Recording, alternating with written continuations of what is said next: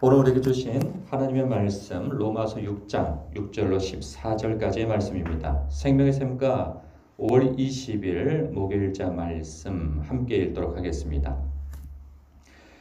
우리가 알거니와 우리의 옛사람이 예수와 함께 십자가에 못 박힌 것은 죄의 몸이 죽어 다시는 우리가 죄에게 종노릇하지 아니하려 함이니 이는 죽은 자가 죄에서 벗어나 의롭다 하심을 얻었음이라.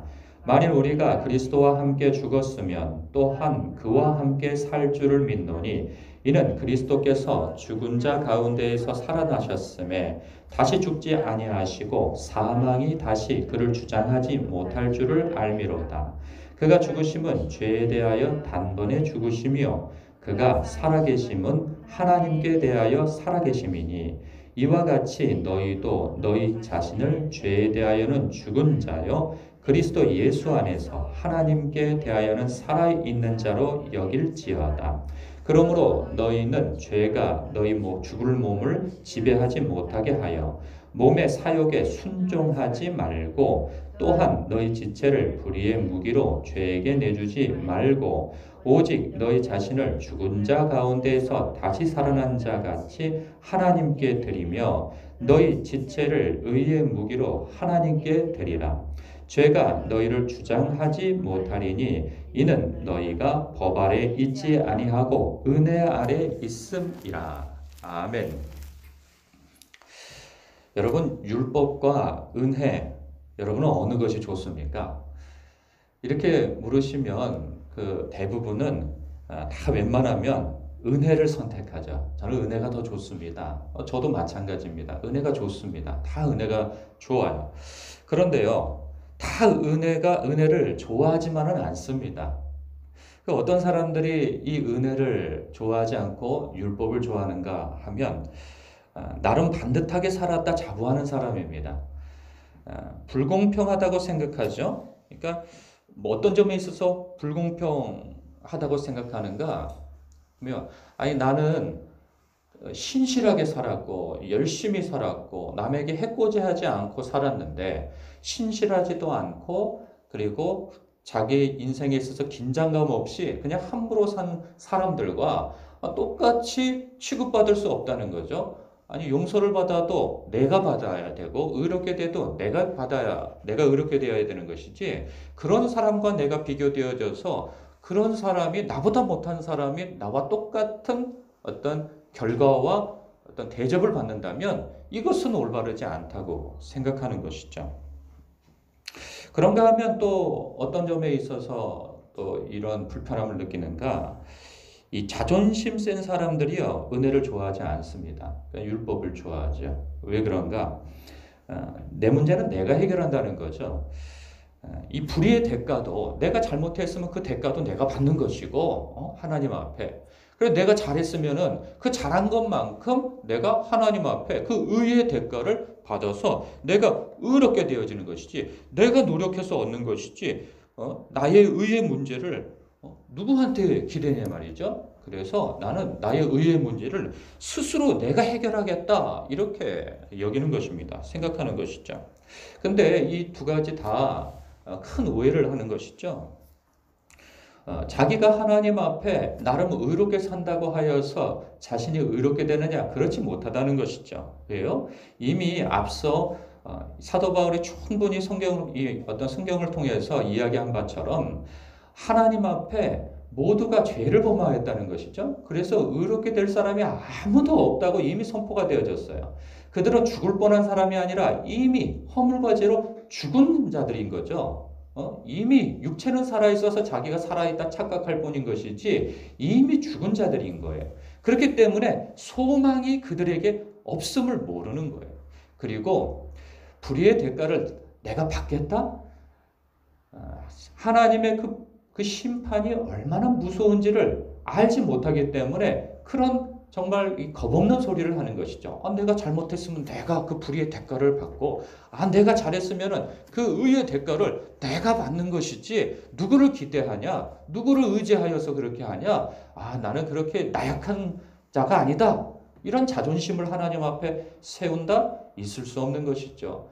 스스로 스스로 자격이 없을 뿐만 아니라 아무리 자기가 노력하고 무슨 방도를 찾는다 할지라도 스스로 의롭게 될 길이 없음을, 그 저주에, 죄의 저주에서 풀릴 수 없고 유죄의 판결에서 풀릴 수 없건을 스스로 노력하여서 하나님으로부터 의롭게 받아들여진다?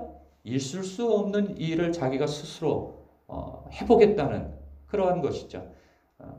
그러니까 대부분 알지 못해서 착각을 해서 그러한 의지와 그런 마음을 갖는다는 거예요. 이렇게 율법을 행함으로 의롭게 된다는 사람들이요, 갖는 은혜에 대한 오해가 있어요. 무슨 오해냐면 이 은혜는 방종을 조장한다는 거죠. 이 방종이라고 하는 것은 이게 꺼리낌 없이 자기 멋대로 행동한다는 것인데, 이 은혜라는 것 자체가 그런 거잖아요. 자격 없는 자에게 베푸신 하나님의 호의잖아요. 사실 이것을 엄밀히 보면 모든 인류가, 모든 사람이 하나님 앞에 다 자격이 없어요.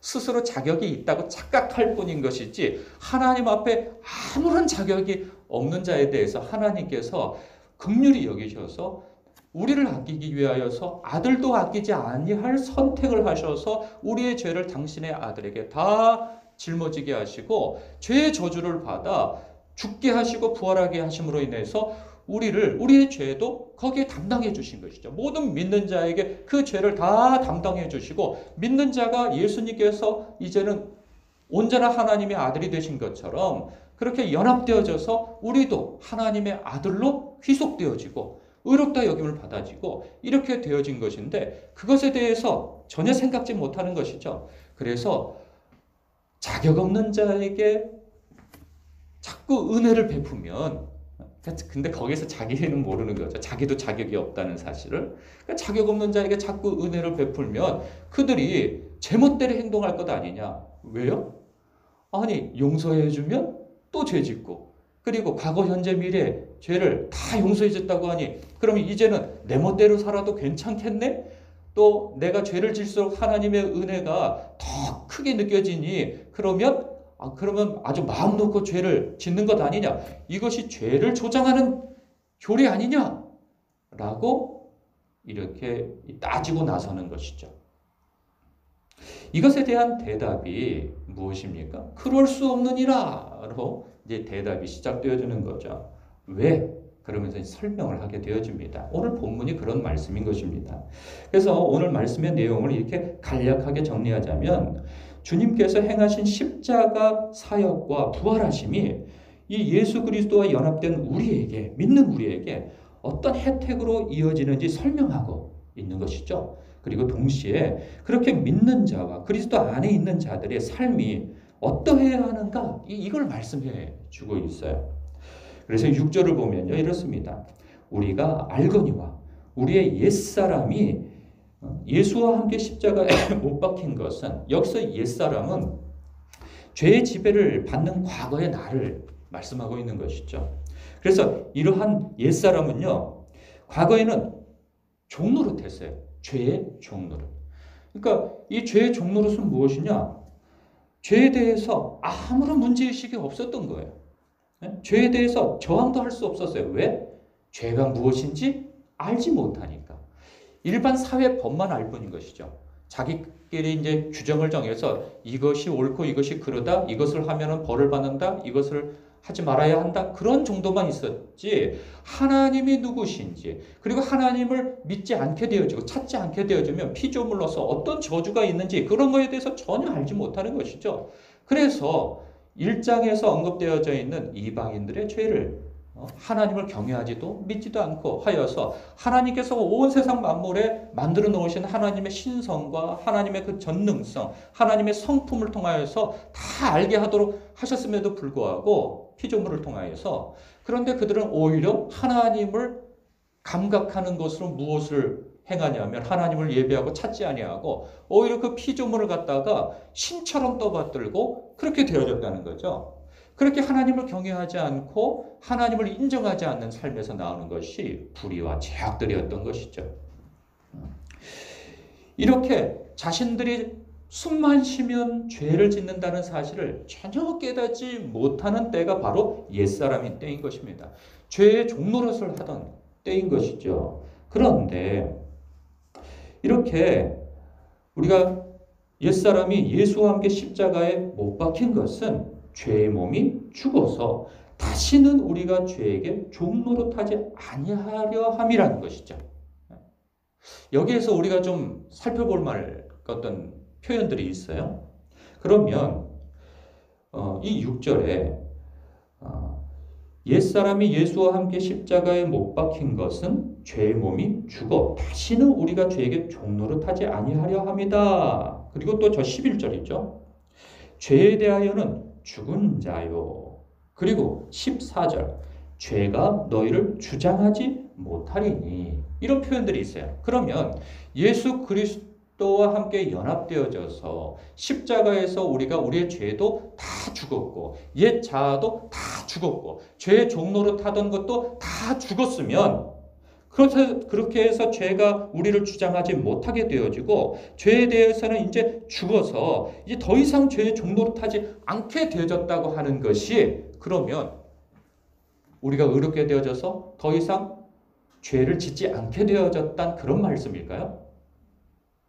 그런 말씀인 것 같잖아요. 더 이상 죄에 종노릇하지 않고 죄의 지배도 받지 않고 죄가 우리를 주장하지 못하고 이리저리 좌우하지 못하게 되었다면 그럼 우리는 죄를 짓지 말아야 하는 것이잖아요. 이제 더 이상 죄를 짓지 말아라. 그리고 죄를 지을 수 없다라는 것이 옳은 소리죠. 그러면 우리가 이 말씀이 더 이상 죄를 짓지 않는 것입니까? 근데 현실은 그렇지 않잖아요. 예수 믿고 우리가 심지어는 하나님의 어떤 성령 체험도 합니다. 그리고 우리가 그리스도 안에서 어떤 신분으로 부름받았는지 유죄에서 무죄로 그리고 하나님과 원수된 관계에서 하나님의 백성으로 아니 더 나아가서 하나님의 자녀로 부름받아줘서 이제는 더 이상 죄의 지배를 받지 않게 되어진다는 사실을 모르지 않습니다. 거룩한 하나님의 백성답게 살아야 되는 거 아무도 모르지 않아요. 그것이 열망이죠. 그런데 문제가 뭡니까? 죄를 짓는다는 게 문제인 거예요. 여러분 이거 어떻게 해석을 해야 됩니까? 그래서요. 보면 또 14절에서 조금 더 보면 그 이유는 그러니까 죄가 너희를 주장하지 못하리니 이는 너희가 법 아래에 있지 아니하고 은혜 아래 있음이라. 이런 말씀을 해요. 이게 무슨 말씀일까 하는 거예요. 저는요. 이걸 이렇게 해석을 합니다. 죄 짓지 않는 이제는 더 이상 예수 믿게 되어졌으니 죄 지을 수 없다. 그리고 죄 짓지 않게 되어진다. 더 이상 죄의 다스림을 받지 않는다. 라고 해서 죄를 완전히 짓지 않는다는 것으로 그렇게 받아들이지 않고요. 죄가 싫어지게 되어진 거죠. 이전에는 죄가 죄인지도 몰랐어요. 자기가 죄를 지으면서도 아무런 문제의식을 못 느꼈어요. 그런데 예수를 믿게 되어지고 주님과 연합되어지면 성령 안에서 불편함이 생겨나게 되어집니다. 뭐냐면 죄가 싫어지는 거예요. 근데 문제는 뭐냐면 죄가 싫어지는데 그 죄를 짓는다는 말이죠. 그런데 이전과 또 달라진 것이 있어요. 그 죄 지은 것이 자꾸 불편해지는 거예요. 성령께서 불편하게 만드시는 거죠. 그거 아니다 라고. 그러면 우리는 주님 앞에 말할 수 없는 송구스러움이 생기는 거예요.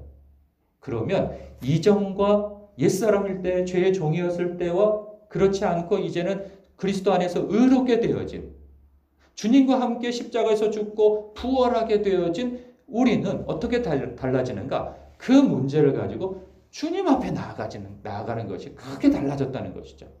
이전에는 그렇지 않았어요. 죄에 대해서 문제의식도 못 느끼고 죄가 곧 나요, 내가 곧 죄였던 그런 때에는 아무런 꺼리낌과 문제의식이 없었던 나였는데 예수를 믿고 난 다음에 크게 달라진 것이 무엇이냐? 첫째, 죄에 대해서 불편하며 죄가 싫어진 것이요. 죄를 짓게 되어지면 그 문제를 가지고 주님 앞에 나아간다는 것이죠.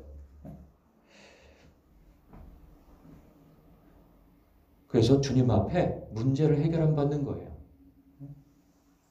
주님께서 괜찮다 내가 너를 용서하였노라 이 말씀 듣기 전까지는 내 마음에 결코 평안함이 없는 것이죠. 그런데 놀랍게도 우리가 은혜하라 있다는 것이 무엇을 의미하겠습니까? 주님께서 용서하신다는 거예요. 용서. 그 죄 용서의 은총을 경험하게 되어진다는 거죠. 근데요, 문제는 뭐냐면 또 죄 짓는다는 거예요. 죄를 한 번 지어서 하나님 앞에 용서를 받았으면 아니 죄 짓지 말아야 되잖아요. 그런데 우리는 또 죄 짓는단 말이죠. 생각으로 죄 짓고 말로서 죄 짓고 어떤 잘못된 선택으로 죄를 짓는단 말이에요. 그거 봐. 그 은혜라고 하는 것이 자꾸 방종을 조장한다니까? 그 또 죄 짓잖아. 용서받으니까 또 죄 짓잖아. 그리고 또 죄 짓잖아. 아니, 7번 죄 지었으면은 그 다음에는 사람이 낯짝이 있지. 은혜 받은 자가 낯짝이 있지. 어떻게 하나님 앞에 또 죄 지을 수 있어? 근데 또 죄 짓는 게 우리잖아요. 근데 주님 앞에 또 나아가잖아요. 뭐 때문에? 우리 주님은 우리에 대해서 신실하셔서 우리의 죄를 주님 앞에 솔직하게 고백하고 마음을 다해서 용서를 구하면 주님은 어떻게 용서하신다고요? 그 죄를 용서하시고 다시는 기억도 안 하신다는 거예요. 이것에 대해서 베드로가 한번 언급한 적이 있죠. 주여, 우리가 7번 정도 용서하면 되겠죠? 아니다. 7번씩 70번이라도 용서해 줘라. 오늘 네가 용서해 줬는데 아니 낮에 또 같은 잘못을 해서 용서를 구해. 용서해 주고. 아니 그날 낮에 용서해 주고 아침에 용서해 줬는데 또 저녁 때 같은 것으로 죄를 지어. 너를 찾아와서 잘못했다고 빌어. 그럼 너는 또 용서해 줘야 돼. 이게 사람이 가능할 일입니까? 아무도 그렇게 살지 못해요. 도대체가. 그리고 7번씩 70번이면 490번인데 490번을 어떻게 용서를 해줍니까? 이게 다 무슨 의미겠어요?